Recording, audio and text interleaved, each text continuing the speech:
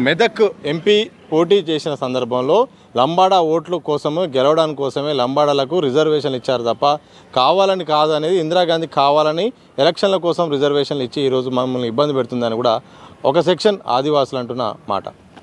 ఇది మూర్ఖంగా మాట్లాడుతున్నారు. ఎందుకంటే ఈ ప్రాసెస్ నేను స్టార్ట్ చేసిన 70లో స్టార్ట్ చేస్తే 76లో యాక్ట్ పాస్ అయింది.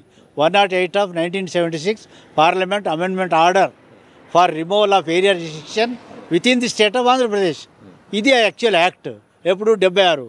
ఆమె 76 తర్వాత ఆమె ఓడిపోతుంది, ఇక్కడ వచ్చి కాంటెస్ట్ చేస్తుంది అనే సమస్య లేకుండే. ఆమె చేసిందేమో 80లో. ఈ మూర్ఖులు మాట్లాడేది దాని గురించి వీళ్ళు తెచ్చిందని చెప్పడం ఇది చాలా తప్పు. ఇది శుద్ధ తప్పు. ఇది కేవలం లంబాడీలను టార్గెట్ చేస్తున్నారు కొంతమంది వ్యతిరేకులు. లంబాడీల అభివృద్ధిని మన రాజ్యాంగం ఎందుకు తెచ్చుకున్నాం? మన స్వతంత్రం ఎందుకు తెచ్చినాం? మహాత్మా గాంధీ గారు గోచి పెట్టుకొని కొట్లాడిండు. ఎందుకు అంటే నా దేశంలో పేదలు ఉన్నారనే కదా. ఆయన గోచి పెట్టుకుని ఈ ధనవంతుడు ఆయన గోచి పెట్టుకొని ఫైట్ చేసినాడు.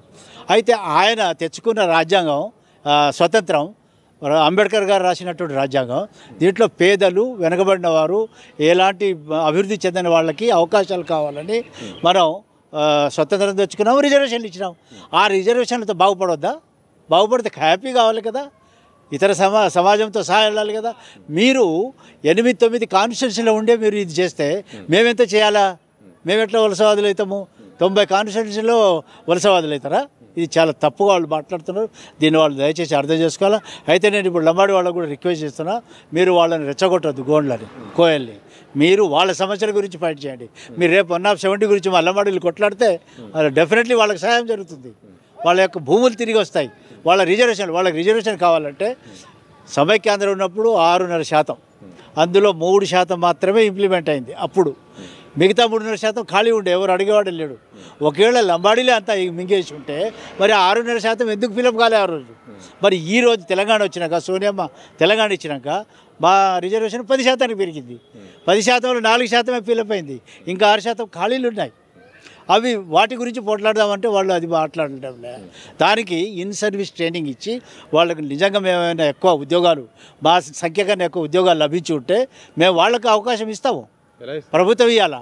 ప్రభుత్వం ఇన్ సర్వీస్ ట్రైనింగ్ పెట్టి వాళ్ళు ఎందుకంటే సెలెక్ట్ కావడం లేదు కదా. ఇప్పుడు యూపీఎస్సి, టీఎస్పీఎస్సి ఉంది, అందులో అవి కాంపిటేటివ్ ఎగ్జామ్స్. దాంట్లో ఎవరు డైరెక్ట్గా తీసుకోరు కదా. సో దానికి ప్రొవిజన్ ఉంది. వాళ్ళు ఒకవేళ మా మీద డౌట్ ఉండి మేము ఎక్కువ జాబులు పోతున్నాం లంబాడీలు అనుకుంటే వాళ్ళను స్పెషల్ ప్యాకేజ్ ద్వారా, స్పెషల్ న్యూమరీ పోస్టుల ద్వారా ఇన్ సర్వీస్ ట్రైనింగ్ ముందు అపాయింట్ చేసి ట్రైనింగ్ ఇవ్వచ్చు. మా ఖాళీలు ఉన్నాయి కదా 6%, అది వాళ్ళు మాట్లాడరు. మీకు జరిగిన నష్టం చెప్పండి, కానీ మీరెవరినో తీసేయాలని చెప్పే హక్కు మీకు లేదు. మేము కూడా సమానంగా ఓట్లు ఇచ్చి ఇక్కడ ప్రభుత్వాలు ఫామ్ చేయడానికి మేము ప్రముఖ పాత్ర వహిస్తున్నాం. మేము మా రేవంత్ రెడ్డి గారు సగర్వంగా చెప్పినారు. ఆయన ఈరోజు లంబాడీలు వన్ సైడ్ ఓటేసినందుకే ఇక్కడ ఇందిరాగాంధీ ప్రజాపాలన మేము స్థాపించినామని ఆయన పబ్లిక్ మీటింగ్లో చెప్పినాడు. ఆయనకు ధన్యవాదాలు తెలియజేస్తున్నాను నేను.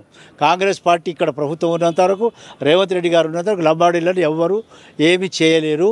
లంబాడీలు డెఫినెట్లీ ఈ దేశంలో మరి కాంగ్రెస్ పార్టీ ఎంబడి ఉంటారు. కాంగ్రెస్ పార్టీ ఉన్నప్పుడు మా వాళ్ళు లంబాడీలు ముఖ్యమంత్రులుగా ఉన్నారు మహారాష్ట్రలో.